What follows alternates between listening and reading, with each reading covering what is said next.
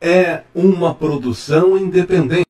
Atenção! O programa a seguir é uma produção independente. Todo conteúdo e opinião é de responsabilidade de seus idealizadores e produtores. Atenção! A TV OK, em parceria com o Correio do Vale do Rio Grande, apresentam Direto no Foco, com a apresentação de Marcos Lopes, comentários, análise de Carlos Alberto Alves, às terças e quintas, sempre às 18 horas. Por um lado, houve exagero no uso, em alguns momentos, no uso de áreas, usando a mídia, rádio. A notícia vista por todos os ângulos que interessa você. A análise, o comentário, direto no foco. O quê? Você ainda não é inscrito na TV OK? Ah, palha?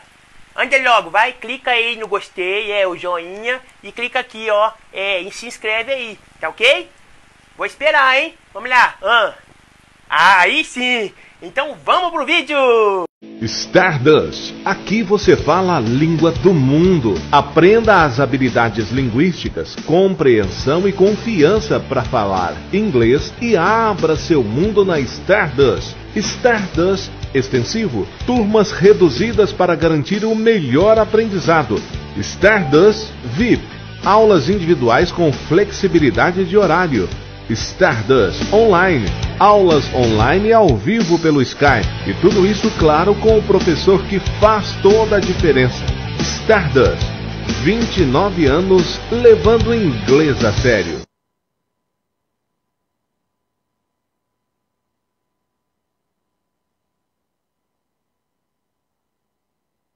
Um abraço para você ligado com a gente hoje. Terça-feira, 17 horas 48 minutos do dia 11 de fevereiro. Que bom ter você aqui com a gente, hein? E nós estamos já prontinho para começar, é claro, o programa de notícia, o programa de informação. E aqui você vai ficar bem informado de tudo o que acontece na nossa querida Passos e região. E, é claro, uma análise diferenciada com meu amigo Carlos Alberto Alves, que já está conosco. Meu filho, ele está aqui conosco para trazer a sua análise, para trazer a sua informação, para trazer o seu ponto de vista. É só eu dar certo aqui, viu, Carlos Alberto? Olha, eu quero trazer para você a opinião do Carlos Alberto Alves, é claro, também com o seu boa tarde, Carlos Alberto. Boa tarde, Marcos Lopes. Boa tarde aos internautas que nos acompanham às terças e às quintas-feiras, falando sobre, analisando os fatos, as notícias que acontecem na cidade. Nós hoje vamos detalhar a informação que conseguimos na Câmara Municipal. Ontem a sessão teve momentos interessantes. Um deles, importante a dizer, é com relação à retomada da CPI dos transportes. É uma retomada porque agora o assunto é outro. Dentro da CPI dos transportes, nós vamos pegar um detalhe que lá está escrito, mas antes disso vamos ouvir quem levantou a lebre, que foi o Dr. Rodrigo Barreto. Vamos também ouvir o Rodrigo Maia, que é o presidente da Câmara, como é que ele vai proceder para encaminhar a solicitação que o Rodrigo Barreto fez. E vamos também ouvir o relator da CPI dos transportes, o vereador Eric Silveira. E vamos falar sobre esses assuntos aqui hoje de forma mais detalhada. Quem que você quer que chama primeiro, hein, Carlos Alberto? Eu quero, por enquanto, dizer o seguinte. O Brasil vive um momento peculiar. É importante que a gente reflita sobre o que está acontecendo no nosso país, porque não é fácil analisar politicamente o que está acontecendo no Brasil. O momento é muito tenso, embora ninguém tenha uma percepção clara disso, mas as coisas vão acontecendo à volta dos brasileiros e é importante que a gente ligue o sinal de alerta. Estamos falando, agora sim, Marcos, Vamos trazer então a matéria, com o doutor Rodrigo Barreto. Pois é, Carlos Alberto, meus amigos que estão nos acompanhando mais uma vez, dá uma curtida lá no Facebook, na nossa live, em facebook.com/tvokpasso. Dá uma curtida lá no canal do YouTube, youtube.com/tvokfull. Quando você curte, você permite que as plataformas mostrem para mais pessoas. Nos ajude a mostrar esse programa para o maior número de pessoas. Vamos com a pauta número 1. O vereador e médico Rodrigo Barreto encaminhou ao presidente da Câmara, o advogado Rodrigo Maia, um ofício em que solicita a instalação de comissão processante que tem como objetivo julgar o prefeito Renatinho Ourives no caso de irregularidade no transporte coletivo urbano, irregularidade encontrada na CPI dos transportes. Ele conversou com Carlos Alberto Alves. Vamos conferir. É o que eu não gostaria, tá? Nós fizemos uma comissão parlamentar de inquérito, onde foi julgado erros da administração e mostrou, né, basicamente o erro principal precisava ter sido feita uma licitação e não foi feito. Como eu disse aqui na tribuna, não existe o erro maior, o erro menor, o certo mais ou menos, existe certo ou errado. Então, dentro da administração houve um erro de não ter sido feita a licitação. Eu acho que, mediante a isso, eu não gostaria de fazer uma CPI, concluir que houve erro, né, votarmos favoravelmente, fazer um relatório final, aprovar o relatório e dizer que pronto, acabou. Isso é que a população toda... Favoravelmente a CPI, né? Votar o relatório, exato, aprovar, mostrar que houve erros, né? E é isso que a população fala muito dos políticos. Olha, mostrou que está errado, fez tudo aí e simplesmente não vai tomar nenhuma atitude. Isso é que é terminar em pizza, né? Então eu brinquei aí na tribuna hoje que eu não sou pizzaiolo, eu não preciso disso. Eu acho que é papel nosso, vereador, de fazer o julgamento político também. Por que não? Porque às vezes as pessoas falam assim, isso é político, isso aí tem interesse. Não é bem isso. Quando a gente fala em julgamento político, é o julgamento do poder legislativo para o poder executivo. Isso precisa, é a função do poder legislativo. Nesse sentido, o que o senhor pediu para ser feito? Como depois de aprovado o relatório final da CPI, qualquer cidadão passense poderia chegar aqui e dizer, olha, está errado, nós queremos que esta casa julgue o erro do prefeito. Isso é uma comissão processante, ou seja, vai ser instalada uma comissão processante que, se der andamento, ela pode pedir até mesmo cassação do prefeito pelo erro que ele cometeu. Logicamente, isso tudo tem o julgamento político, mas tem também o julgamento técnico, o julgamento que é feito na justiça. E esse já foi, né? Agora, o julgamento político é dizer aqui, nós 11 vereadores entendemos que, se a administração erra, nós não vamos fazer nada. Se não fizermos nada, se não tomarmos nenhuma atitude, aceitarmos todo e qualquer erro como normal, que é o que acontece no nosso país, isso é normal, todo mundo faz isso, então nunca vai mudar. O que eu quero é que, justamente, se está errado, então que seja julgado como errado. Simples assim. Agora, o senhor fez, é um julgamento político, mas em cima de dados concretos que foram levantados, como claro. O senhor dizendo. O senhor fez o requerimento à mesa e agora tem que ser aprovado pelos seus companheiros? Não, uma vez entregue à presidência, a presidência instala a comissão. Ele não precisa ser aprovado, não é um requerimento, é um encaminhamento à presidência. Mas tem todo um trâmite legal do regimento interno da casa para que possa ser cumprido. Tá? Então agora o presidente vai instalar a comissão processante, vai mostrar quem vai escolher os membros dessa comissão, e esses membros mais ou menos como na CPI, que vão dar andamento até que, na conclusão final, caso seja julgado como realmente um erro, que seja aqui julgado o prefeito como certo ou errado, podendo ser pedido até a cassação do prefeito. O senhor acha que dá tempo? Nós estamos no último ano do mandato do prefeito. O senhor acha que dá tempo dessa comissão processante agir e a Câmara se pronunciar a respeito do que ela apurou? Sim, porque, veja bem, não vão ser julgados mais fatos a serem investigados como foi na CPI. Esses fatos já foram julgados. Então agora simplesmente, o julgamento ele é muito mais simples agora. Houve um erro e nós vamos julgar o erro. O prefeito é culpado ou não? Na minha opinião, sim, infelizmente sim. Eu acho que é um erro que não é, como eu disse, pode até parecer que aos olhos das pessoas que falam que é tudo comum, é um erro pequeno, mas eu entendo que não existe um erro pequeno.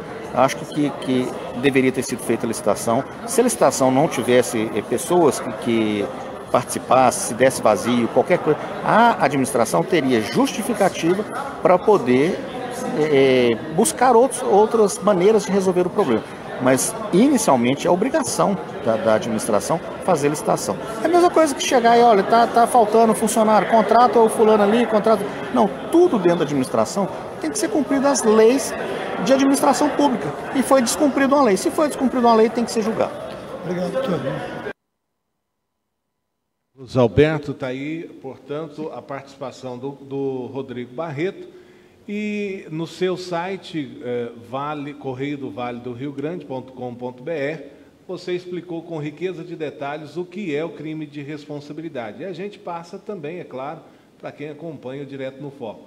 O Decreto de Lei número 201/1967 regulamenta as ações que caracterizam crime de responsabilidade por parte de prefeito. Dentre as ações listadas no decreto, o prefeito Renatinho poderá ser enquadrado em... Segundo o site Correio Vale do Rio Grande, artigo 1º, adquirir a segunda matéria, isso. Adquirir bens ou realizar serviços e obras sem concorrência ou coleta de preços nos casos exigidos em lei, ou seja, licitação. Artigo 4º. Omitir-se ou negligenciar na defesa de bens, rendas, direitos ou interesses do município sujeito à administração da prefeitura. Proceder-se de modo incompatível com dignidade e o decoro do cargo. O decreto também estabelece que, no caso de crime de responsabilidade, a Câmara Municipal pode extinguir o mandato do prefeito. Extingue-se o mandato do prefeito e assim deve ser declarado pelo presidente da Câmara de Vereadores quando ocorrer falecimento, renúncia por escrito, cassação dos direitos políticos ou condenação por crime funcional ou eleitoral. Segundo o site Politize, o processo de impeachment de um prefeito passa por diversas fases e tem um prazo de 90 dias, podendo envolver 2 votações na Câmara Municipal. Durante o processamento do pedido, o prefeito não é afastado da função. Vale ressaltar que não há regra exata de como o impeachment de prefeito pode ser processado. Na realidade, os municípios têm certa liberdade para decidir como se dará o processo. Agora, Carlos Alberto, tem que ver a questão da votação, tem que ser a maioria. Vão acontecer 2, porque o doutor Rodrigo acabou de falar aí, depois nós vamos ver o que o Rodrigo Maia fala também, e o que o Eric Silveira fala. Mas o doutor Rodrigo acabou de dizer que não é precisa a votação. O Rodrigo Maia instala a comissão processante, baseada na solicitação que ele fez, e ao fazer a solicitação, ele tem que apresentar a prova que ele quer que seja material para poder fazer o julgamento político do prefeito. No caso, ele está apontando que a CPI, a Comissão Parlamentar de Inquérito dos Transportes, apurou que não há licitação feita para escolher a empresa de transporte coletivo de passe. No caso, naquela época era Paranaíba, que é a empresa que vinha de São Sebastião do Paraíso para fazer o transporte coletivo Quem Passa, em substituição à Cisne, que havia terminado seu contrato com a prefeitura depois de 15 anos e o administrador Renatinho Orive, sabendo disso, não tomou nenhuma providência para que houvesse a elaboração de um edital para a concorrência do transporte coletivo na cidade. O que é que aconteceu então? Sem licitação, sem nenhum documento formal que estabelecesse a relação entre a prefeitura e a empresa que veio substituir a CISM, pôs-se aí na rua para poder trabalhar na cidade, que de repente essa empresa, sem mais nem menos, fechou as janelas, as portas dos ônibus e foi de volta para São Sebastião do Paraíso, deixando a prefeitura ver navios com um abacaxi desse tamanho. E aí o doutor Rodrigo Barreto está usando esse argumento para pedir a comissão processante. E nós vamos ouvir daqui um pouco para comentar também o que o Eric fala a respeito do momento em que ele era relator da CPI e não aconteceu o julgamento político. Mas o julgamento político do prefeito pode acontecer sim, porque existe a prova concreta. A CPI não usou isso na hora que devia.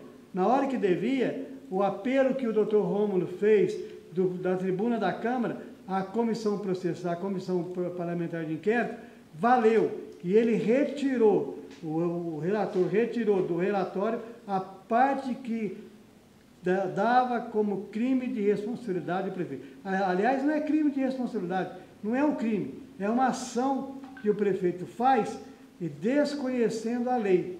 Ele não matou ninguém, não roubou ninguém, não é isso, não tem dano nesse sentido, mas tem a ação dele imperfeita. Ele não agiu corretamente, o que ele deveria fazer ele não fez, então ele tem a responsabilidade e tem que responder por isso. Aí, nesse caso, o julgamento é político. É isso que o doutor Rodrigo Barreto está dizendo ao encaminhar o pedido ao presidente da Câmara para que instale uma comissão processante. Aí, Marcos, que você me perguntou, com relação à votação. O Rodrigo Maia pode instalar a comissão processante sem ouvir seus pares, mas duvido que ele o faça. Então ele vai apresentar isso na próxima sessão ao julgamento dos vereadores, se aceitam ou não aceitam o pedido da comissão processante ser instalada.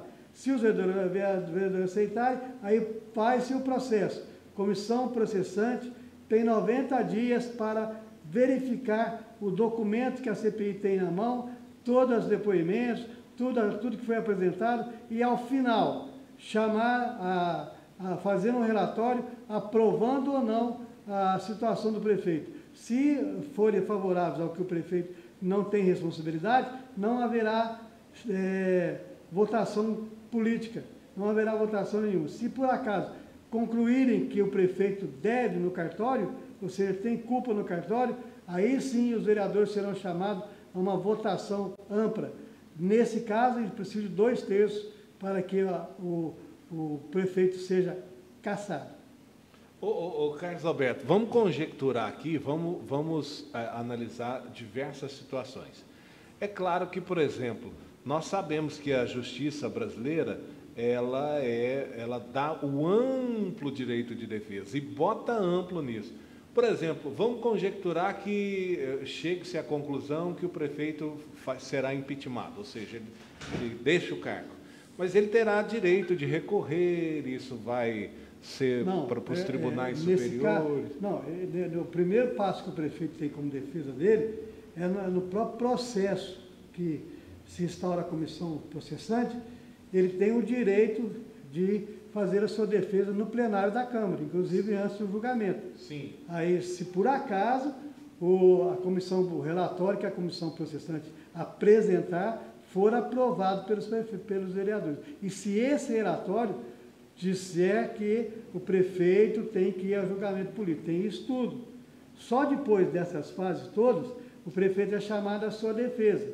E aí, e durante o processo da comissão processante, se ela julgar que deve pedir esclarecimentos ao prefeito sobre qualquer situação, ela vai fazer. Mas vai chegar o momento do prefeito subir à tribuna, ir lá e se defender perante os vereadores, antes da votação com relação ao relatório da comissão processante, se esse relatório condenar o prefeito. Então esse é o primeiro momento. Se ele perder essa situação aqui, aí sim ele pode recorrer à justiça. Mas nesse caso, ele está cassado pela Câmara de Vereadores e já estará no seu lugar o novo prefeito, que é o vice Marcos Salute. Carlos Alberto, vou falar um negócio aqui que às vezes muita gente não vai concordar, inclusive você. Eu acho que na atual conjuntura, nessa altura do campeonato, é gastar dinheiro à toa. Por que gastar dinheiro? Isso vai custar dinheiro, todo esse processo, toda essa análise e tal. Vai chegar lá no final, é o que eu disse, ele é muito bem amparado com advogados e tal. Ele vai recorrer. Nós estamos em fevereiro, tem março, abril, maio, junho, julho, agosto, setembro, outubro, novembro, dezembro. Ou seja, tem 10 meses. Vai ser impossível. Vai nadar, cansar, falar, gastar dinheiro e não vai chegar em lugar nenhum. Pelo que nós acabamos de ver aí na leitura que você fez, da matéria e que baseamos em análise jurídica de institutos que sabem o que estão falando, estão acompanhando, 90 dias o processo está encerrado. Se nós estamos em março, se isso vai começar a acontecer em março, abril, maio. 90 dias o caso encerrou. Aí a votação da Câmara acontece nesse momento. E nesse momento o prefeito, se a votação for contrária a ele, perde o mandato. Agora, o que a Câmara está fazendo é uma remissão do pecado. Porque o Rodrigo Barreto, o Eric Silveira, já podiam ter feito isso na hora que a CPI apresentou seu relatório. E nós falamos aqui que faltou o julgamento político, que o Eric tinha retirado do processo a possibilidade da Câmara fazer o julgamento político. Tem muita gente dizendo aí, conversando comigo inclusive, falando que eles tiraram o dolo do prefeito com relação à questão da Comissão Parlamentar de Inquérito. Não é isso. São duas situações diferentes. Uma é o crime de improbidade, que está para avaliação do Ministério Público e pode propor uma ação contra o prefeito Renatinho. E o outro é o crime de responsabilidade, de não fazer o que deveria ser feito. As duas coisas se interlaçam naquilo que é o problema central. Ou seja, faltou licitação para escolher a empresa de transporte coletivo da cidade. Isso aí é comum às duas situações, mas o jeito de encarar é para aquela que é improbidade administrativa, que pode ser encarado na justiça apenas, e o outro de responsabilidade, que é o julgamento que a Câmara deve fazer sobre o assunto. Então são duas coisas diferentes, calcadas, baseadas na mesma legislação que mostra que o prefeito Renatinho Urives deixou de fazer o que devia. O que a Câmara está fazendo aqui é uma remissão do seu pecado, de não ter agido na hora certa, no momento certo. E também para não passar como omisso. Pelo menos é o que o Rodrigo Barreto está falando. Eu não quero passar como pizzaiolo, fazedor de pizza. Eu quero que a Câmara se pronuncie sobre o assunto que nós investigamos. E aí, o que foi investigado é isso que nós já dissemos aqui. Agora, a questão do julgamento, se é falta de tempo ou não, se realmente esse pecado existiu, se a CPI provou que ele existiu, a Câmara tem sim a obrigação de julgar. Faltasse 2 dias para o mandato dele encerrar, numa hipótese. Se descobrisse um erro, se descobre um erro do prefeito, tem que ser julgado. Você quer ver uma coisa, Marcos Lopes, que a Câmara está passando por omissa? Agora, neste momento, você quer que eu te fale? Por favor. Vou te falar. A cidade está cheia de buracos, e isso não é novidade. A novidade é que o prefeito, debaixo de chuva, resolve tapá-los com uma massa asfáltica que não resiste ao menor gota de orvalho. Imagina a chuva como torrenciais que tem caído. Eles deveriam agir. E isso os vereadores estão pecando, porque o prefeito está fazendo na barba dele e não tem um vereador com coragem para pedir o contrato dessa empresa com a prefeitura, em que base ele se deu, se a empresa tem que entregar o material e ao mesmo tempo aplicar, independente se está chovendo ou não.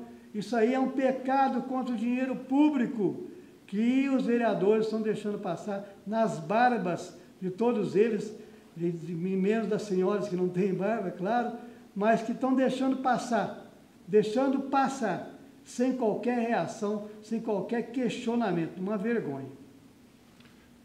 Eu não sei se você concorda. Gente, novamente, às vezes eu vou ser mal interpretado, mas eu vejo isso aí o seguinte: faz de conta que a cidade de Passos é uma fábrica, faça de contas que o prefeito é o dono dessa fábrica, e faça de contas que a Câmara é o gerente dessa fábrica. Aí acontece de um funcionário fazer algo errado. O gerente, que no caso é a Câmara, deveria mandar ele embora. Não mandou, não fez nada. Aí, depois, reconheceu que o gerente tinha que fazer uma graça, mostrar serviço, aí ele vai lá no fórum para entrar com uma ação contra o funcionário. Só que essa ação, todo mundo sabe que só vai gastar dinheiro à toa. Ah, não, mas o funcionário errou, ele tem que pagar. Tem, mas não vai dar tempo. Vai só gastar dinheiro. Será que o dono da empresa, que é o dono do dinheiro, iria deixar entrar com uma ação somente para gastar dinheiro, sabendo que lá no final não vai dar em nada? Aí eu volto no assunto agora, no exemplo da cidade.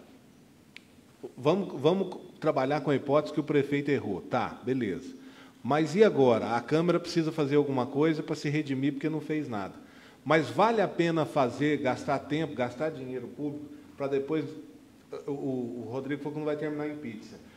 A única diferença é que vai ficar comprovado que o prefeito vai ser punido, mas não vai dar tempo de nada.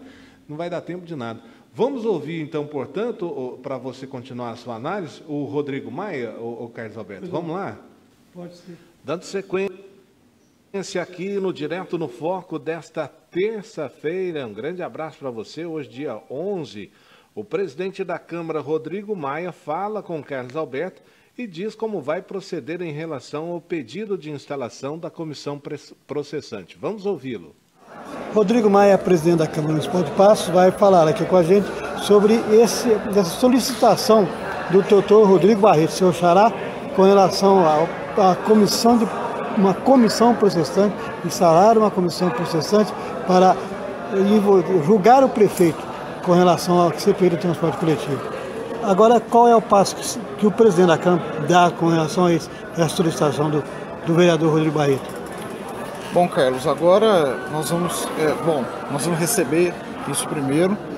Será repassado ao nosso jurídico para ver se todas as formalidades legais foram cumpridas. E uma vez cumpridas, nós vamos então instaurar essa comissão. Eu preciso me certificar se para instaurar precisa pôr em votação ao plenário ou não. Isso eu preciso me certificar. Segundo o doutor Rodrigo, não precisa. Então, ela vai ser instaurada e os trabalhos serão iniciados para que simplesmente se cumpra a lei, para que a Câmara Municipal ela dê sequência a todo o trabalho da CPI que foi feito no ano passado. Vai ser um julgamento político. O julgamento não precisa mais levantar dados. Os dados estão no relatório da CPI. E isso demora? Qual é o prazo que tem para fazer o cumprimento dessa trajetória? Olha, eu não sei bem o prazo, mas com certeza será dada oportunidade de defesa ao prefeito. Será dada o contraditório, a ampla defesa para que ele venha aqui e convença os vereadores de que ele pode ser mantido no cargo, né? Então, os prazos a gente vai ver na lei, o jurídico já vai estipular e nós vamos dar o devido processo legal. Cumpre agora a nós trazer o prefeito aqui, ouvi-lo e depois analisarmos se ele merece continuar no cargo ou não.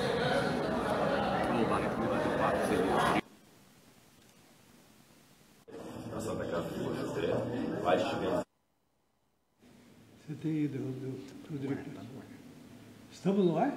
Estamos ao vivo! Eu estava vendo aqui. Daqui a pouquinho nós vamos trazer a informação do Emidinho Pacheco. Madeira e do Rodrigo Pacheco. Olha, você viu que o Rodrigo Maia está bem confuso aí com relação a prazos e com relação à forma de procedimento? Verdade. Então, vamos ajudar aqui na questão do esclarecimento que a gente batalhou para buscar e trazer. Primeiro, a CPI tem um prazo a comissão processante tem um prazo de 90 dias para averiguar os documentos que já estão à sua disposição. Quando ela instalar, esse documento é o relatório da CPI do transporte coletivo. Lá está embasado todo o processo que levou o prefeito, diferentemente do que tem muita gente pensando, tirou dor do prefeito, não. Está lá na mão do Ministério Público Estadual para que ele proponha uma ação com relação à improbidade administrativa. Então não tirou dolo, não. Tirou dolo, não. Está lá, pode ser provado. Segundo, o prazo para instalação, o vereador não precisa ouvir a Câmara de Vereadores nesse primeiro momento, mas é salutar que ouça, é bom que ouça. Então, na próxima sessão, o vereador Rodrigo Maia deve apresentar aos vereadores, aos seus pares, o documento do Rodrigo Barreto, pedindo a instalação da comissão processante. Se aprovar aí pode morrer o assunto aí. Pode morrer o assunto aí. Se a maioria aprovar, continua o processo de comissão processante. Se não aprovar, não continua. Aí depois, ao final, sim, a votação final tem que ser por 2/3 dos vereadores. 2/3 dá conta, Marcos? Você que é bom de matemática? 2/3, vou fazer a conta. São 11 dividido por 3 dá 5, 4, em torno de 3 e pouco. Vai ser, não de é 3 mais. a 4 votos. 4 votos. Não, 4 votos não. A maioria é diferente, mas eu fiz a conta errada aí. 2/3. 2/3. Então é 22 dividido por 3. Vamos dar 7. Vai ser 7, qualquer coisinha. Então vai ser 8 vereadores. Será que tem esses votos? Eu acho difícil. Se puser, você pode contar, ó. De quem votou o relatório. Tem o Eric Silveira, tem a Aline Macedo, que votou o relatório, pelo que a gente conseguiu descobrir, mas desde que houvesse a retirada da parte de responsabilidade, da responsabilidade do prefeito, o doutor Rodrigo Barreto demonstrou vontade agora, o João Serapião votou a favor do relatório, daquela vez foi 6. Então tem que trabalhar mais 2 votos aí. Deixa eu te perguntar, o doutor Rodrigo Barreto é do PSD, o partido do Cássio, que dá sustentação ao prefeito. Se ele não seguir a recomendação do partido, ele pode ser expulso? Não sei se isso aí é recomendação do partido, não. É uma iniciativa dele. Ficou claro que foi uma iniciativa dele, não foi então, mas se começar a votação, o presidente do partido vai falar, gente, eu quero que vocês votem desta forma. Se eles votarem contra, e aí? A tendência do doutor Rodrigo é votar pelo impeachment. Se a questão acontecer, votar pelo impeachment. E você acha que o Cássio Soares morre de amores pelo Renatinho Urives? O que você acha? Acho que não, nessa altura do campeonato. Então, como é que o partido vai orientar o Rodrigo Pacheco? O que você acha? Diante dessa, se por acaso acontecer, o Renatinho está sem sustentação. O mais sensato seria deixar o partido livre. Quem quiser votar a favor, vota. Não, vai acontecer. O partido vai ficar livre. Olá para você, dando sequência aqui, olha, mais uma novidade. Aqui está na tela o nosso WhatsApp, 999-524445. A partir de agora você vai poder participar do nosso programa de forma ativa, ou seja, você pode mandar um áudio fazendo um elogio, pode fazer uma reclamação, pode mandar um vídeo fazendo a mesma coisa, uma reclamação, um elogio, uma notícia, e nós vamos colocar esse áudio, esse vídeo da sua matéria, da sua manifestação aqui ao vivo na TV, no programa, tá bom? Então agora, a partir de agora, a Web TV OK abre espaço para você, cidadão. Vereador advogado Eric Silveira, relator da CPI dos Transportes, ele vai falar em que se baseia o pedido da comissão processante. Ele vai dizer qual a sua posição e como deverá ocorrer a tramitação desse pedido na Câmara. Vamos trazer a informação com Carlos Alberto Alves e Eric Silveira. O vereador Eric Silveira foi o relator da comissão parlamentar de inquérito que estudou e investigou erros no transporte coletivo de Passos. E agora, depois de entregar o relatório, já ter tido como que praticamente encerrada a situação, o doutor Rodrigo Barreto pede uma comissão processante em cima da questão do seu relatório. Como é que você vê essa situação? Carlos Alberto, você foi o jornalista que mais acompanhou de perto a CPI. E você fez uma cobertura, eu tenho que elogiar, uma cobertura brilhante. Tá? Ninguém cobriu a CPI tão bem quanto você. Então, nesse ponto, você acompanhou todos os trâmites. E como eu fui o relator e apontei os erros, a minha obrigação é ficar ao lado do Rodrigo Barreto. Então, o Rodrigo Barreto conduziu a CPI de uma correção extraordinária. E no final a gente conseguiu apontar os erros e fazer com que o relatório fosse aprovado. Agora, eu estou ao lado do Barreto e vamos trabalhar para que a comissão processante seja de fato criada e seja montada e a gente faça o nosso julgamento por aqui. Você tem conhecimento qual é a tramitação para poder instalar a CPI? Olha, o Carlos Alberto é o seguinte, né? Para ela ser instalada automático precisa de 2/3, seriam 8 vereadores para ser instalado automático. Para ela ser colocada em votação são necessários 4. Então, assinando 4 vereadores, vai ter que ser colocado em plenário essa votação. Caso seja aprovado por 2/3, por 8, já se dá a instauração imediata e depois procede-se a notificação do prefeito já com seu afastamento. Nós estamos no ano eleitoral, o último mandato do Renatinho. Dá tempo de proceder até chegar ao julgamento final? Não, tempo dá. Agora cabe aqui aos vereadores saberem de que lado eles estão. Se eles vão ficar do lado do prefeito, vão ficar do lado da cidade de Passos. Quer dizer, está na mão dos vereadores para prosperar a comissão processante. Isso, está na mão dos vereadores. Então cabe a eles escolherem de que lado eles vão querer ficar. Tá aí, a fala do Eric Silveira, dizendo que vai ficar ao lado do vereador Rodrigo Barreto. Não teria jeito de ser diferente. Ele fez a comissão parlamentar, foi relator da comissão parlamentar de inquérito, e lá ele levantou os erros, como ele disse aqui, que apontam a necessidade do julgamento político do prefeito. Ele errou naquela hora em retirar o crime de responsabilidade das mãos do relatório para que ele fosse aprovado sem grandes celeuras. A única vereadora que se colocou contra o relatório do Eric Silveira é a Belinha. Então, se você contar naquela época, tinham 6 votos favoráveis ao relatório. Ou, no caso da comissão processante, são 2/3 que estão votar, então tem que ter mais votos. E aí é uma conquista que eles vão tentar fazer. Não sei se consegue, né? É outra coisa, outra história. Mas é importante também dizer uma coisa, o Eric falou ali que precisa de 2/3 para a comissão ser aprovada. Não é assim. Precisa da maioria simples para a comissão ser instalada. Não precisa de 4 vereadores para pedir a comissão. Precisa de um cidadão. Poderia sermos qualquer um de nós. Como foi um vereador, então é um vereador que pediu a comissão processante. Tá certo, um vereador pode fazer isso e o doutor Rodrigo Barreto fez. Agora vai submeter ao plenário para ver como é que vai funcionar. Se vai à frente ou para por aqui. Se 6 vereadores votarem a favor, ou 5-4, por exemplo, porque o Rodrigo Maia não vota, né, nesse caso, e aí é instalada a comissão processante e ela vai à frente. Tudo está muito no início. O que parece aconteceu ali é que o Rodrigo Barreto apresentou uma bomba na mão dos vereadores e eles ficaram sem saber o que fazer, sem dados sobre como é que poderia acontecer, sem saber como é que a organização de uma comissão processante, quais os prazos regimentais, e nós então buscamos esses prazos e a maneira como ela deve ser instalada para mostrar às pessoas que nos acompanham. Prazo para que o relatório seja feito, a comissão processante, 90 dias. Maneira como ela deve se instalar. Primeiro, ser votado na Câmara de Vereadores a autorização para a instalação da comissão processante. Maioria simples. Se aprovado, trabalha-se por 90 dias, dando oportunidade de contraponto, de defesa, de esclarecimento, e ao final desses 90 dias, antes da votação dos vereadores, o prefeito pode comparecer à Câmara e expor a sua defesa perante todos os vereadores.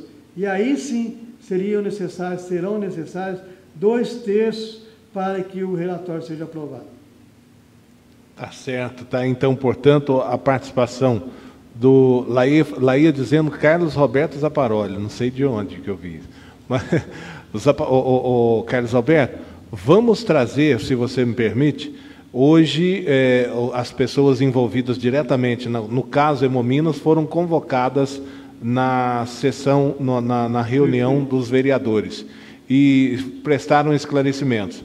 Eu vou trazer algumas dessas imagens para que as pessoas que estão nos acompanhando fazer aí a sua análise e você também analisar a questão. Vamos ouvir, Carlos Alberto. Em 1995 e eu estou lá desde 1999, em maio de 99. O trabalho aqui nosso, fundamental, é captar sangue, trazer os doadores aqui para que eles possam doar sangue. E também temos um outro trabalho muito importante, que é cadastrar prováveis doadores de medula óssea. Ao longo do tempo, o contrato da Prefeitura com a Fundação Hemominas tem sofrido algum desgaste, tendo em vista que a saída de servidores não tem sido reposta. A Prefeitura não tem feito a reposição desses servidores e a Fundação Hemominas, agora no último período, nos últimos 3, 4 meses também, não repôs um servidor de vital importância para a unidade, que é o Dr. Aldir, o gerente técnico. Então, essa circunstância já vem, a perda de servidores já vem de algum tempo para cá. E nós temos informado que a gente fica com dificuldade, à medida que os servidores vão saindo, a dificuldade de você trabalhar fica mais difícil. Os nossos servidores já desempenham outras funções lá dentro da unidade e, às vezes, ficam sobrecarregados também. Nós temos problemas de férias, de alguma licença, ou por doença, ou por algum outro motivo, que sempre acarretam um remanejamento de servidores de uma área para outra. Isso, no final das contas, acaba atrapalhando o nosso serviço. Nossa unidade aqui é a mesma unidade que foi inaugurada em 1995, quando naquela época a gente captava 150 bolsas por mês.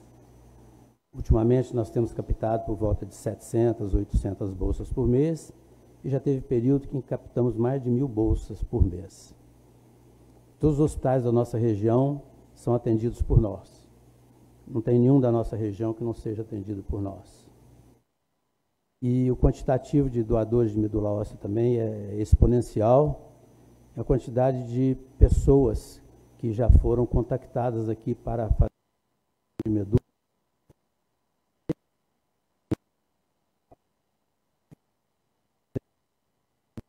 Recentemente, nós estamos tendo problemas com o lanche dos doadores e alguns insumos que às vezes faltam também na fundação.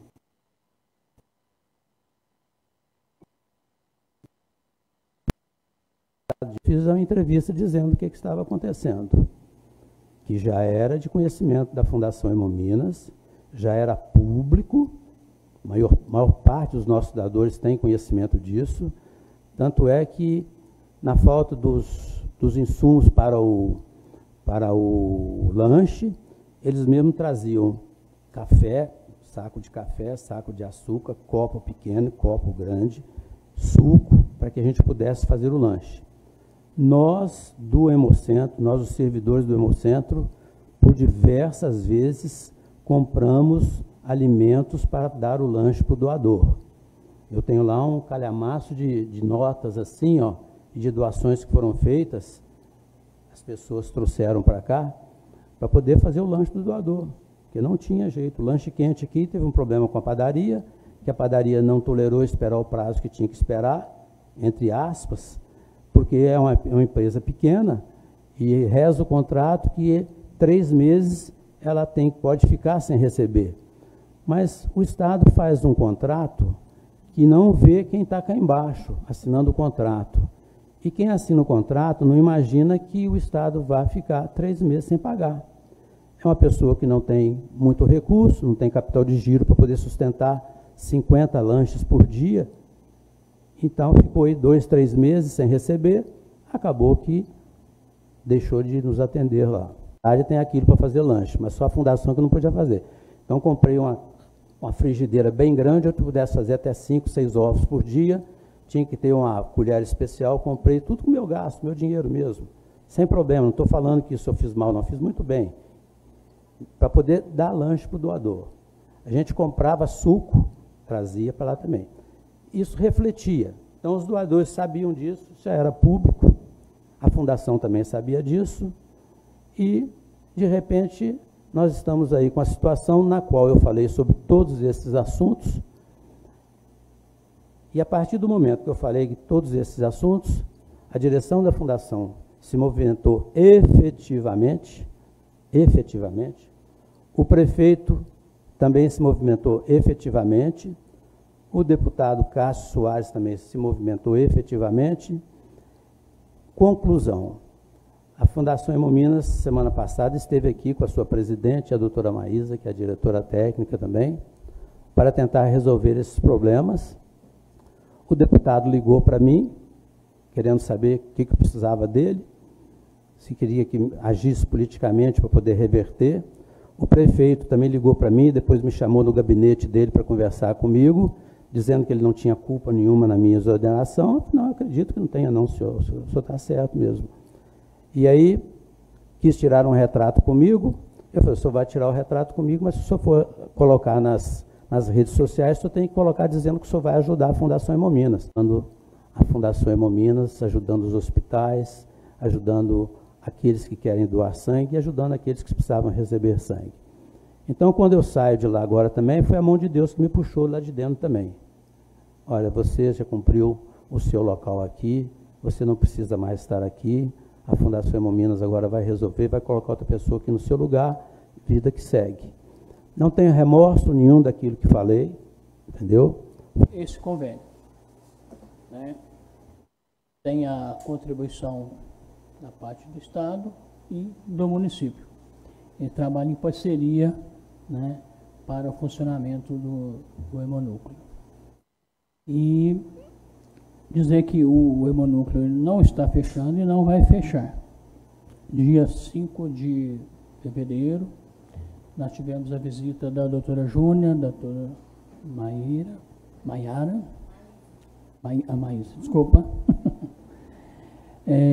Nessa reunião também estava presente a doutora Kátia, do superintendente regional. Já encaminhou pelo SEI para a Câmara de Vereadores, né? Para a Câmara Municipal, para o prefeito, para a GRS, com todos os esclarecimentos e uma nota técnica. Estou até com uma cópia aqui física para Rodrigo Maia. Bom, o que eu vou esclarecer? Que a nossa parceria continua, é extremamente importante. A Fundação Hemominas, todas as unidades só funcionam no estado todo, ao todo somos 23 unidades, com a parceria do município e do estado. Isso está muito claro no contrato. Tá? Com relação à unidade de Passos, como várias outras, o doutor Flávio aqui já falou, a gente tem tido algumas dificuldades, sim. No estado, há alguns anos, a gente não tem algumas reposições, mas a Fundação Hemominas sempre fez todo o esforço para não interromper os atendimentos, reestruturações internas a gente teve que fazer, tá?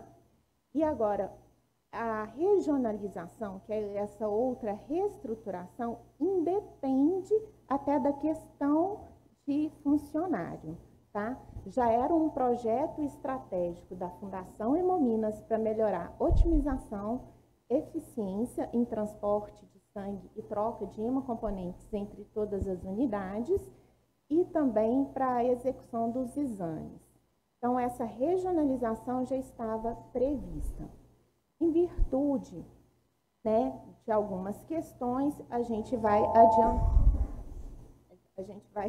adiantar aqui a da unidade. O que eu posso falar? Eu estou aqui hoje, né, eu vim ontem para resolver questões técnicas, para justamente a gente alinhar a situação do hemonúcleo de Passos. Olha, de tudo que você ouviu, de tudo que você tem acompanhado no frigir dos ovos, é o seguinte: se o Hemominas não encontrar saída para a sua infraestrutura, que é a mesma desde 1995 até hoje, em 95 ele atendia, como disse o doutor Flávio, 150 pessoas por mês, agora tem momento que atinge o pico de 1.000 pessoas por mês, o Hemominas tende a ficar pior, até o momento que não poderá existir Hemominas em Passos. Você acredita que as coisas podem se tratar dessa maneira, em banho-maria? E outra coisa, está faltando pessoal, por que não fala quantas pessoas estão faltando? As pessoas que buscam essa informação não recebem essa informação, não conseguem. Pergunta, até o doutor Flávio, que fez a denúncia, diz que falta funcionário, mas não diz que falta quantos. Nossas contas, por ouvir dizer, por pegar informação aqui e colar, é o seguinte: no convênio de 1995, a quantidade de servidores que a prefeitura teria que ceder ao Hemominas é 19 servidores. E hoje? Com essa mixórdia, Marcos, que a gente está acompanhando já há algum tempo, está faltando pelo menos 7. Então, caiu 7. Como é que lá em 95 tinha 19 servidores para atender uma demanda de 150 pessoas por mês, agora com 7 vai acontecer o mesmo atendimento. Impossível. E eu acredito que tudo que o doutor Flávio disse ali é a verdadeira situação, porque ele não tem mais nada a perder. Já perdeu até o cargo que ele tinha lá, então... A regionalização, como ela falou, seria uma das saídas na sua opinião? Regionalização existe hoje. Doadores da região toda vêm doar aqui. Isso aí é balela, falta de compromisso com a verdade. Você não viu o doutor Flávio falando, as pessoas trazem o lanche, as pessoas trazem, que vem de fora, que a Santa Casa obriga essa regionalização. Ela atende a região. Então vem uma pessoa lá de Piuí, faltou doação, faltou sangue, precisa de sangue. Quem que é o pessoal de Piuí liga? Lá em Piuí para trazer gente aqui. Vem gente, se eu fosse numa situação dessa, vou te falar uma situação. Eu fiz uma operação de Ponte Safena, em Varginha. Aí pediram doação de sangue. Sabe quem foi doar? Meus parentes, sabe onde eles moram? Alfenas. Em Alfenas. Então, quem é que vai deixar um querido, um ente querido, um amigo, uma pessoa que precisa do seu sangue para pedir, deixar morrer amigo pela falta de sangue? Vem de onde vem. Essa regionalização já existe. Isso é conversa fiada para tapar o sol com a peneira, com a burrice que o Hemominas fez, de mandar embora o doutor Flávio, de não atender a demanda que ele precisa. Falta lanche, sim. E uma pergunta que não quer calar na cidade inteira. Quem foi o responsável pela demissão, hein? Não, ninguém foi agora. Agora, inclusive, nós tivemos notícia aqui agora mesmo, você me acompanhou, aquela hora que o telefone estava tocando, era o Felipe, lá da assessoria, Felipe Lobato, da assessoria de comunicação da prefeitura, me dizendo que o Hemominas mandou uma carta, um documento, explicando a situação, tintim por tintim. Nós não tivemos acesso ao documento ainda, porque ele está no nosso escritório, na nossa casa.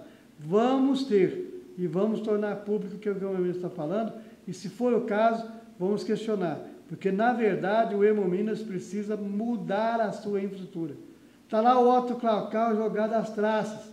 Lá poderia muito bem ser um ambiente para acolher a Secretaria de Saúde, para acolher o Hemominas, acolher outras instituições ligadas à saúde, e ninguém mexe o corpo, ninguém corre atrás. O deputado que faz uma emenda e acabou. Acabou. Aliás, o nosso deputado, ele age no supetão. Cutucou, ele está agindo. Caso contrário, a gente não vê ação cotidiana. A presença dele aqui em Passo é muito pequena. Ele vem em momentos muito especiais para fazer uma graça aqui e colar, como fez agora com o Hemominas. Mas resolver de fato a situação, nós ainda corremos o risco de perder o Hemominas. A verdade hoje, com relação ao deputado, é que ele já não, digamos assim, entre aspas, precisa tanto dos votos de Passo para ser eleito. Só com os votos da região ele consegue. Aí, o que é traduzido em votos é traduzido em atenção. Eu vou te falar uma coisa que não é bem assim. Eu concordo com você que esse deve ser o pensamento dele. O pensamento dele deve ser assim, Passos mas todo... Os votos de Passo só complementam a minha eleição. Ao contrário, os votos de Passo alavancam a eleição dele. E um deputado que desprezar um colégio eleitoral com Passo, pode ter voto na região inteira, que a Deus que o mandato. Verdade. O Carlos Alberto, por falar em saúde, cirurgia eletiva, na última semana estiveram presentes não só em Guaxupé, mas aqui na Santa Casa de Passos, o Rodrigo Pacheco, senador, o deputado Emidinho, trazendo a boa notícia da emenda, que irá trazer dinheiro para todas as cidades aí da região, que foram agraciadas para 22 milhões. Zerar as cirurgias eletivas. Nós ouvimos 1 minuto do senador, porque o senador estava mais disputado do que astro de Hollywood. Mas nós ouvimos ele e eu queria trazer a fala dele para a sua análise, Carlos Alberto. Na Santa Casa de Guaxupé, lá estivemos na pela manhã, é um grande projeto que só foi viabilizado em razão da união de esforços, Esse esforço que envolve os prefeitos municipais, que permitem a parte burocrática disso, as santas casas, os médicos e equipes médicas também que se dispõem a fazer, e do trabalho incansável do deputado federal Emílio Madeira, que além de idealizador, colocou em prática isso, batendo a porta do meu gabinete do Senado Federal, me explicando o que era o projeto, o que era essa necessidade realmente que a necessidade mais premente no cidadão, que é ter a saúde remediada e a saúde tratada, e assim fizemos, né? Ele alocou recursos, eu também, e dentro daquela minha filosofia, primeiro a verba, depois o verbo, né? O dinheiro está na conta para poder realizar essas cirurgias, né? Vamos anunciar também algumas pavimentações na região, de lugares que já há muitos anos estão sem a pavimentação e que nós vamos conseguir agora realizar. Um tipo de alegria a gente poder estar aqui anunciando e quero depois voltar para poder ver como está funcionando com essa proximidade com esses sujeitos todos, com essas pessoas e atores todos da sociedade civil organizada que tem que ter uma relação.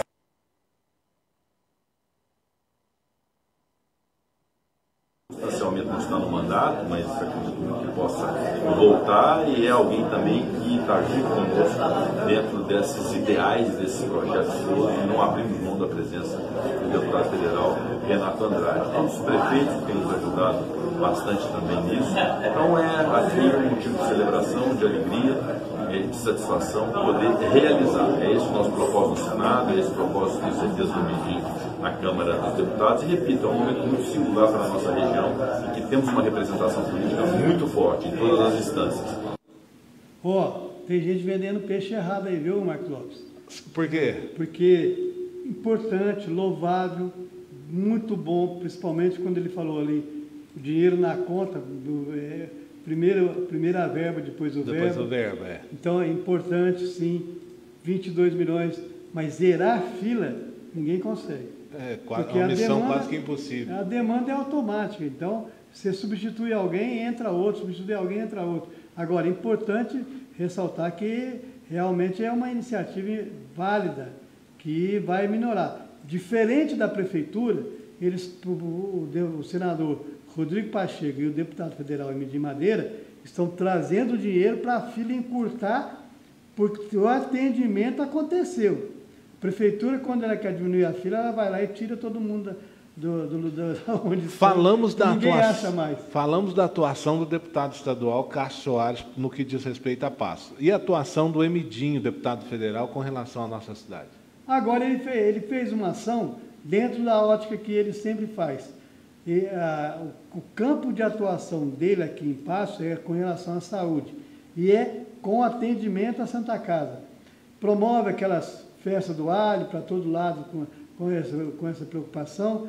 E em Passo ele conseguiu fincar o pé também com a festa do alho, mas principalmente trabalhando em prol do Hospital do Câncer. Ele fez trabalho. Então o resultado desse trabalho que ele fez resultou na votação que ele teve aqui em Passo, 9 mil votos. Não é algo para se desprezar. Não foi o carro-chefe dele, com certeza, mas é importante saber que um deputado de Nova Resende fez trabalho mais reconhecido que o candidato nosso aqui de Passo, que é o Renato Andrade. Está aí a participação do Carlos Alberto. Só para dizer uma coisa. Pois não, Carlos Alberto. Eu quero dizer, só para ninguém falar o que eu disse aqui e interpretar de outro modo. Eu disse que o Renato Andrade, que o Medim fez mais presença que o Renato Andrade. Não é que ele teve mais votos que o Renato Andrade aqui em Passo, não. Tá certo? Tá certo, tá esclarecido. E lá o Renato hoje é assessor do Rodrigo Pacheco e ele teceu grandes elogios no pronunciamento, falou que esse mandato de senador é dele e também é do Renato Andrade, porque ele ajudou muito, que não foi possível ser eleito, mas na próxima ele será, tem o meu apoio, o total apoio, disse o senador. Então, quem sabe na próxima o Renato engata aí a eleição, né, Carlos Alberto? O Renato Andrade precisa, para aprender a lidar com uma coisa na política, é importante. Ele é uma pessoa que tem atuação, que trabalha, não para de trabalhar, mas ele precisa fazer menos compromisso com as elites políticas e mais compromisso que repercuta na base, na massa eleitoral. Uma festa do alho é o exemplo do que eu estou dizendo, porque você tem um deputado federal que trabalha diuturnamente para conseguir recursos, conseguir benefícios, mas a presença dele com a população também é constante, com as pessoas mais humildes também é constante, através de uma ação muito simples. A festa do alho, que envolve pessoas da comunidade para realizar e traz gente da comunidade para ver o deputado ali presente, falando com cada um que está naquela festa. Está aí a participação do Carlos Alberto. Vamos agora manter contato com Belo Horizonte. Lá está o meu amigo Gilberto Almeida, que apesar dessas chuvas aí, conseguiu contato conosco e vem trazendo a sua análise, vem trazendo um assunto importante à tona. Alô, Gilberto, grande abraço. Todos. Hoje nós vamos fazer alguns comentários sobre a questão do Sistema Municipal de Saúde. Em primeiro lugar, nós devemos entender que a questão da saúde é muito mais complexa e o financiamento da saúde mais complexo ainda. Apesar de todas as formas como foram determinadas na legislação, dos recursos do SUS, dos recursos voluntários de outras esferas de governo, o município gastando 15% obrigatoriamente, e vale dizer que a maioria dos municípios chega a dobrar ou mais o valor gasto com a saúde, que recebe e o paciente finge que está curado. Esse é o processo. O Adib Jatene, que teve atitudes memoráveis na sua postura como ministro da Saúde, criou uma fonte de financiamento provisória, que era o imposto do cheque, o CPMF. Essa questão da hemomina.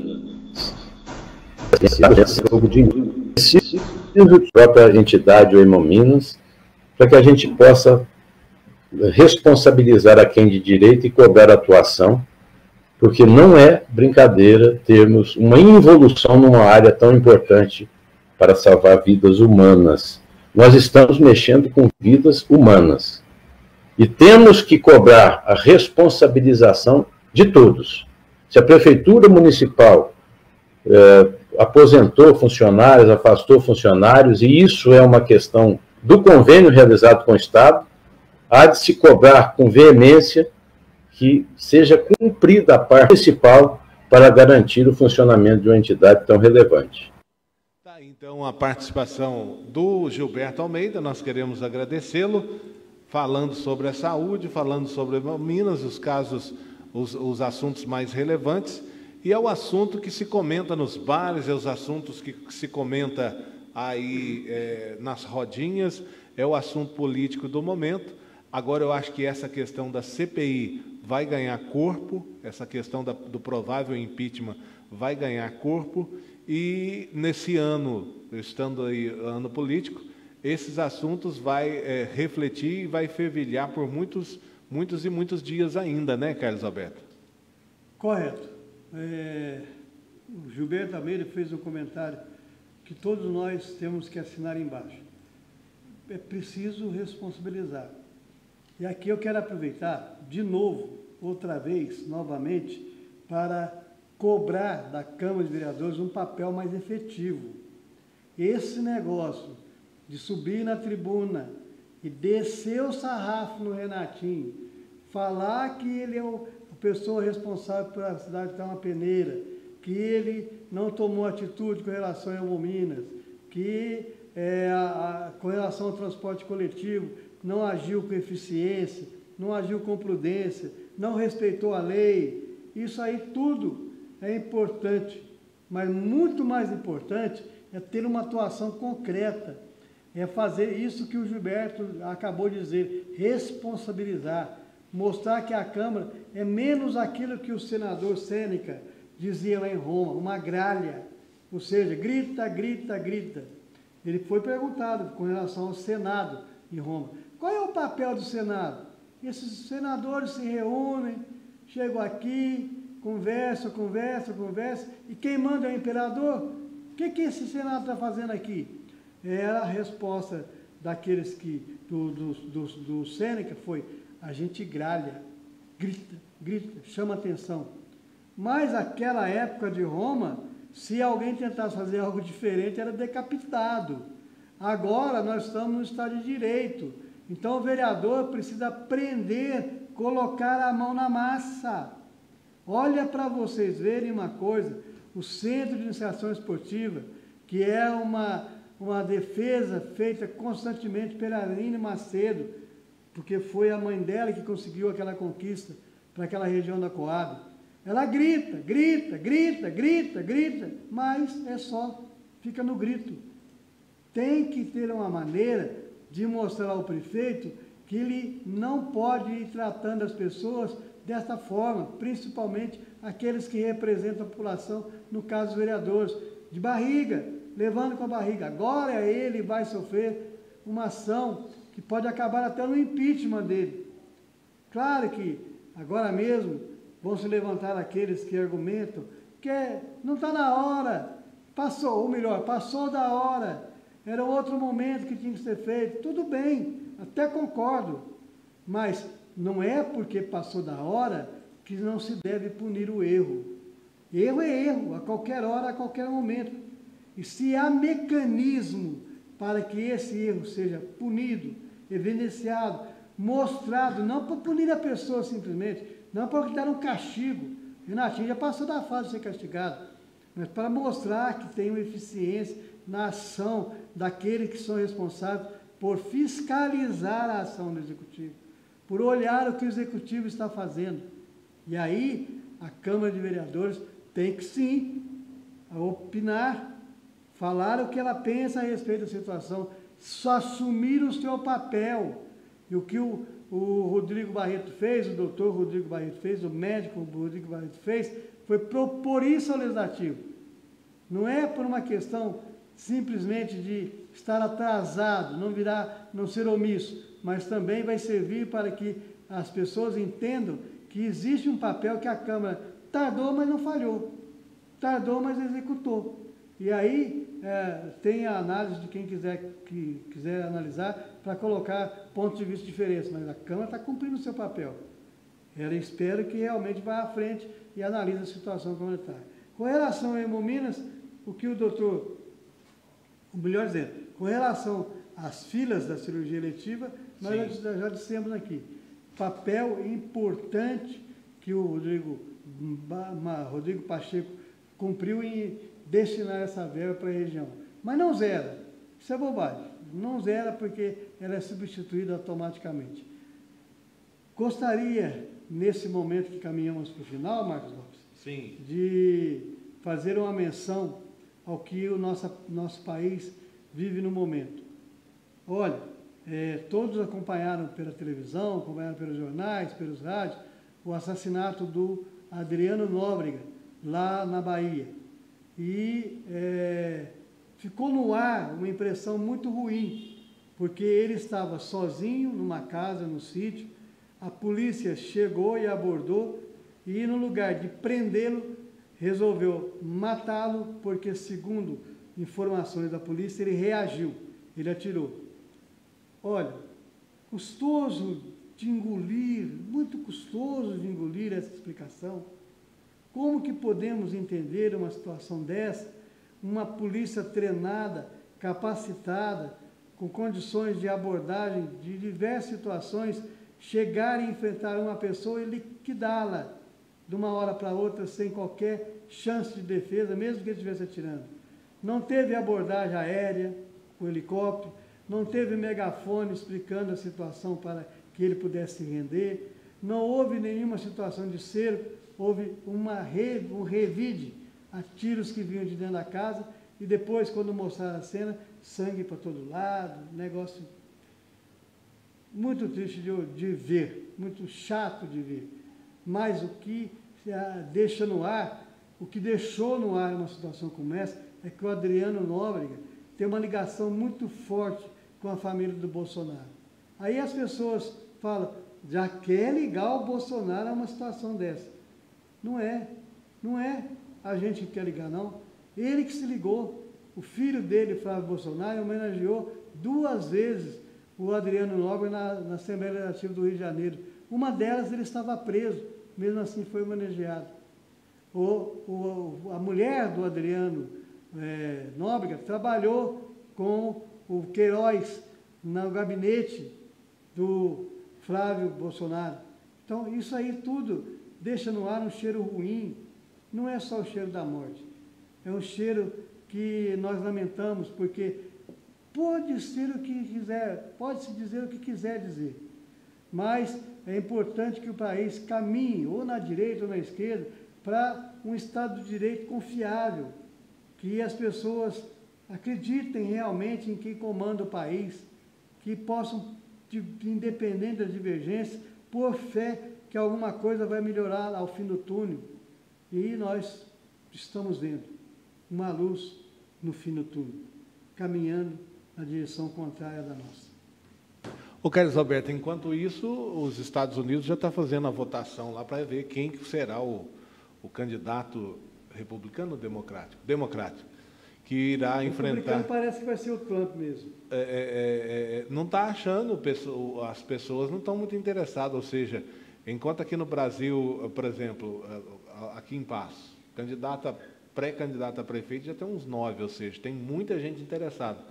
Lá, ou não tem tanto candidato, ou a população, os candidatos que tem, não está mais exigente. Eu vi uma reportagem hoje que os democratas não estão gostando que é o senador e é o prefeito lá da cidade que quer enfrentar. O Peter, que é o prefeito, o jovem, isso. E uma mulher. São dois mais antigos, um novo e a mulher. São quatro pessoas. Ou será que eles não estão achando que vale a pena enfrentar o Trump, porque o Trump já ganhou? Será não, que é isso não existe. Porque o Trump, hoje, ele é um forte candidato, a economia dos Estados Unidos está a vapor, situação controlada, ele está matando terrorista, é o que ele fala. Vai lá e mata um general, político, isso tudo aí dá como status político para os Estados Unidos, que é um país bélico. Os Estados Unidos dominam o mundo de duas maneiras. Primeiro, pelo financeiro, que ele manda no mundo. Segundo, pelas armas, que ele tem as armas mais potentes do mundo. Então, é uma potência que tem como concorrente a China, mas ainda é bem superior a um staff chinês, no sentido de presença no mundo. Pode ser que a China tenha até arma igual, pode ser que a China tenha até bomba atômica lá guardada, porque na China a coisa é um pouco diferente, não tem a abertura que tem nos Estados Unidos. Então parece invencível, mas hoje, amanhã ele pode tropeçar no tapete e cair de boca no chão e os democratas subirem. O que está acontecendo na questão dos democratas é que eles estão muito mal organizados, deixar entender isso. Na primeira prévia que aconteceu, demorou tempo pra caramba para poder mostrar quem venceu e discurso muito mal elaborado para convencer a população americana a ir às urnas e fazer participar das prévias. Carlos Alberto, nós vamos encerrar, mas antes eu queria abordar um assunto que nós não combinamos nada não, e eu não sei se essa é a sua área especializada, mas como tem um fundo político na coisa, eu quero te perguntar para a gente encerrar. Você imaginaria, na questão do Oscar, tinha muita gente achando que aquele Democracia em Vertigem, o documentário feito pela filha do empreiteiro lá não é Odebrecht, a Petra, que iria ganhar, não ganhou. Você acha que o Oscar também é um jogo de cartas marcadas? Tremendamente. Mas não é porque o filme da Petra, Democracia em Vertigem, perdeu, não. Porque eu acho que seria difícil ganhar, ainda mais tendo como indicadores pessoas ligadas à academia. A academia não vai abrir espaço assim para um filme brasileiro tão facilmente. Então, o fato dela ser indicada ao Oscar já é o prêmio dela. Já é o prêmio. O Parasitas, que ganhou lá no Oscar como melhor filme, e ganhou também com outras estatuetas de destaque do Oscar, é um filme fora do eixo hollywoodiano, mas para mostrar, para poder dizer que outros países também fazem filmes. E eu não assisti o Democracia em Vertigem, não assisti. Você assistiu? O que você achou? Democracia em Vertigem é um filme interessante, documentário, que mostra a realidade do Brasil em um determinado momento. Não é para isso tudo, para derrubar ninguém. E ela não se incomodou de fazer um documentário parcial, né, Carlos Alberto? E parece que ela soltou agora uma nova parte do filme, Democracia em Vertigem. Mas o Oscar eu acho que é uma grande perda de tempo das pessoas ficarem dentro da frente da televisão, a não ser para assistir os shows, que são shows interessantes, mas para ver premiação, carta marcada. Mas movimenta e muito a indústria cinematográfica, porque o filme que é, pelo menos, indicado ao Oscar, ele desperta o interesse extraordinariamente. Fenomenal, porque alavanca sim. Eu tenho essa opinião de achar que é carta marcada, mas nem por isso vou deixar de ver os filmes. Falando em carta marcada, eu achei estranho a Petra ter todo aquele material. Dá a impressão que ela tem acesso aos bastidores e que esse documentário, Democracia em Vertigem, ele foi planejado há muito e muito tempo. Pode ser. Eu acho o seguinte, que quem se dispõe a fazer, tem que fazer. E bem feito. Fazer meia sola não serve. Ela tentou fazer isso, tentou fazer bem feito. E acho que ela cumpriu a sua intenção de fazer um documentário bem baseado, numa estrutura familiar, tentando ligar a sua vida com a da sua mãe. O Bial desceu o cacete, que era uma menininha mimada. Não, ela teve coragem de fazer um filme decente. É decente porque conta a história do país. É claro que a gente não pode pedir que essas pessoas tenham isenção. Documentário não é para ter isenção, não.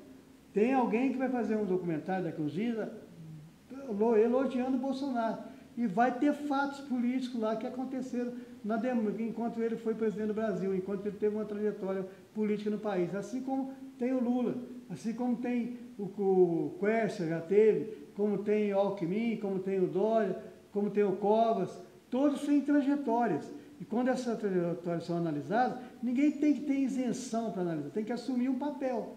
Democracia em Vertigem é um papel muito claro que é a favor do PT. Não fariam daquele documentário. Eu achei meio estranho ela sendo filha de um empreiteiro, ou seja, pertencendo à elite, né, e defender aí os ideais do partido como trabalhadores. Achei meio... É estranho. Contrastante. É estranho e não é, porque a gente nasce no seio da família que Deus manda.